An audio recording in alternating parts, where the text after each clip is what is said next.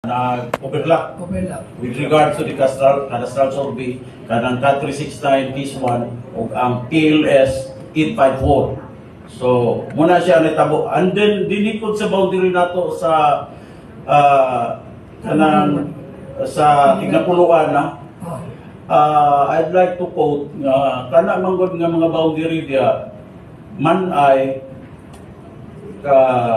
katungkuan we're part and parcel of the barangay ordinance nga naa sa tignapuluan katong nahilatid sa ilang complaint. So kuan dito sila sitio dito sila sa tignapuluan.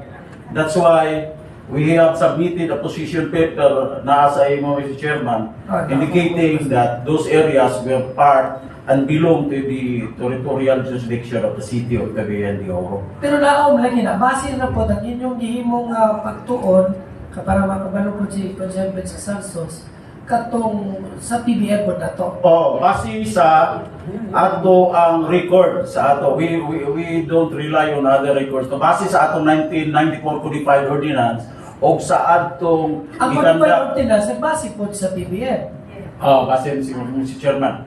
Diba? And then naapod gikandak og nagkandak pa og survey ang DNR ngadtong mga 2011 kato as part of their PRS 92 project. Philippine Reference System. Yeah. Of 2009. Conducted by former ang nag-lead ato si former director sa DNR si Engineer Jose Gatos. Nagbutang ko sila og mga muhon. I'm sure aware si ang ilang city planning sa Kuanani sa Iligan. Engineer Baler, pagpatuman nato sa PRS 2009, nabay pag-usap sa PBF? Wala na siguro siya. So wala pag-usap nila. So wala ka apekto ang PRS? Yeah.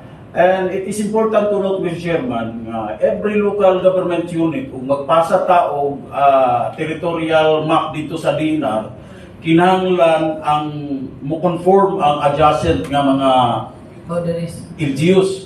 So, on our part, mo pirma ang Upol, Iligan, Bukidnon, Taguluan. Pirma ang Iligan? Wala pa. So, mo na itong karon. Wala pa. Kaya nalagay versos.